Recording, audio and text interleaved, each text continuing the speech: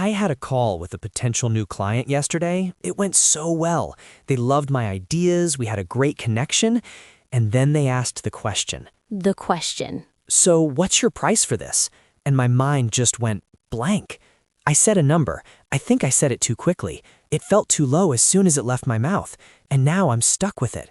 How do you even know what to charge? Most people believe pricing is a math problem. They think if they can just find the right formula, the perfect number will appear. Exactly. I want the formula. Hours times rate plus materials, something. But the problem isn't your math. The problem is you're trying to price yourself, and you are the one thing that shouldn't be part of the calculation. I don't understand. I'm the one doing the work. How can it not be about me? You're looking at your own effort. You're looking at your own time. The answer isn't there. The real answer is in the client's business, in the problem they have. You're looking at your watch for the price, but you should be looking at their bank account. That feels wrong. I can't ask them how much money they have. It's not about how much they have. It's about how much value you can create for them. Let's start with the most common belief, the first trap.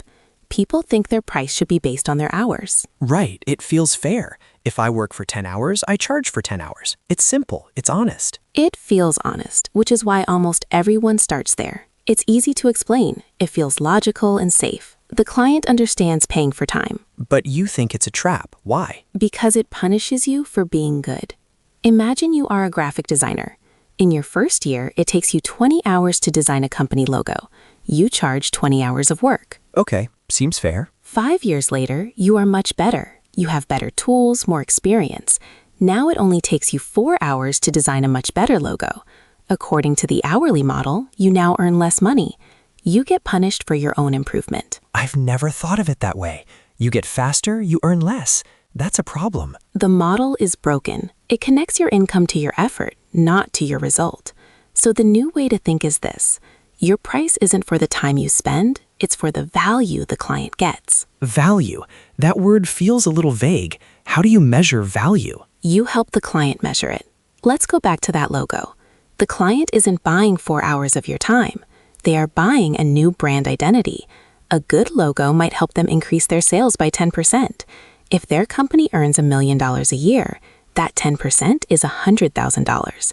Is your worth 4 hours, or is it worth a small piece of that $100,000? The first step is to quantify the problem. So you're saying I need to ask them about their sales? You need to ask them about the outcome they want.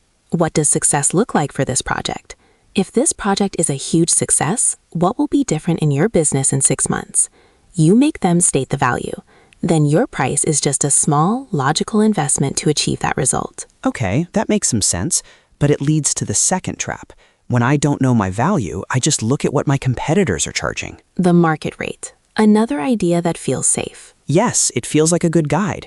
If other freelance writers are charging $50 per hour, maybe I should charge $45 because I'm new. It's a starting point. Why do we believe this? Because it feels like data. It feels objective. We think we are being smart and competitive by looking at the market. But it fails? It fails because you're comparing yourself to a ghost. You don't know your competitor's situation. Are they successful? Are they profitable? Are they desperate for work? Maybe their price is too low and they will be out of business in 6 months. Copying them is like copying the answers from a student who is failing the class. So I should just ignore what everyone else is doing? You should be aware of it, but not guided by it. The new thinking is this. Every price is a private conversation between you and one client about their specific problem. It's not about a general market. What do you mean, specific problem? Imagine 2 clients both want you to build a simple website. Client A sells handmade jewelry for $20 each. Client B is a consultant who sells $5,000 service packages. Both websites take you the same amount of time to build. Should the price be the same? No, I guess not. Of course not. For the jewelry maker, the website is a nice online shop. For the consultant, a single new client from that website is worth $5,000. The website you build is more valuable to the consultant. The result of your work is more tangible for them. The result is more real, more financially significant. Exactly. So your price for the consultant should reflect that higher value. It has nothing to do with the market rate for websites. It has everything to do with the specific, tangible outcome for that one client. This feels like a lot of pressure. It feels like I'm trying to find the perfect price. This leads me to the third trap. which is charging what I feel I'm worth. Ah, yes, the emotional price. Some days I feel confident, like I'm worth a lot. Other days I have imposter syndrome and I feel like I should be working for free. My feeling of worth changes every day. And that's why we believe it. It feels authentic. I should be paid what I'm worth. It connects price to our identity and self-esteem. But it's a disaster in practice. If a client says no to my price, it feels like they are saying no to me as a person. It's a personal rejection. It makes negotiation feel awful. Because your price isn't stable. It's emotional. It's arbitrary. Completely arbitrary. So what's the new way to think? The new thought is, the price has zero connection to your personal worth. You are not your work. The price is simply the economic value of the solution you are providing to a client's business problem. Can you give me an example? A surgeon. Does a surgeon charge less for an operation on a Monday because she feels tired? Does she charge more on a Friday because she feels confident? No. Of course not. Her price is based on the outcome, the incredible value of saving a life or improving a person's health. It has nothing to do with her feelings that day. Your work is the same. You are a professional providing a valuable outcome. Take your emotions out of the price completely. Okay, I understand the theory. Don't price my time, don't copy others, don't price my feelings. Price the value. But if this is true, why do so many smart people still fail at this? It still feels unrealistic for someone like me. I'm not a famous consultant or a surgeon. You're asking a good question. It's the point where theory meets reality. Smart people fail because they believe their job is to state a price. What else is there? Their job is to help the client understand the value. If you just say a number, especially a high one, the client's brain only hears a cost, a threat. But if you guide them through the logic first, the price becomes the solution. How do you do that? You change the conversation. It's not about you or your price. It's about them. It's about their future success. You give them leverage. Leverage? What do you mean? Your work gives the client leverage to achieve their goals, to increase sales, save time, or reduce costs. You need to show them that.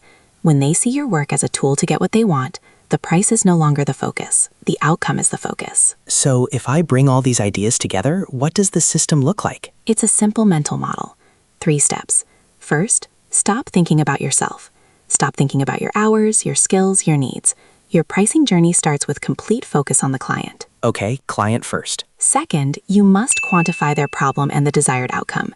You have to translate "we need a better website" into "we believe a new website will help us get 5 more consulting clients per month." Now you have a number. 5 clients of $5,000 each is $25,000 a month. That's the value. So I have to lead them to that number. You ask questions until the number appears. And third, your price becomes a small, reasonable fraction of that value, maybe 10%. Your price is $2,500. It's not a cost you invented, it's a smart investment for them. When you present your price, it should be the most logical number in the world. It acts as an anchor for the entire financial conversation. So the proposal is, you believe this project can generate an extra $25,000 a month. My fee to build the system that does that is $2,500. Exactly. How does that feel compared to asking for $50 an hour? It feels powerful. It feels professional. I'm not asking for money for my time. I'm showing them a business case, a good deal on their own success. The focus is completely on them. And the confidence comes from that. It's not about you being worth the money. It's about the solution being worth the investment. So to make sure I have the language for this, I need to stop setting an arbitrary price based on my feelings. Correct. You need a logical foundation. And that foundation comes when I help the client quantify the value of the project. We need to agree on a number. A number that represents the positive change they want to see. This makes the value tangible, not just a vague promise of good work. It makes it real and measurable for them. By doing this, I'm not just asking for money. I'm giving them the business leverage they need to reach their goals. You are reframing your service as a powerful tool for their success. And the number I finally present, it's not just a price.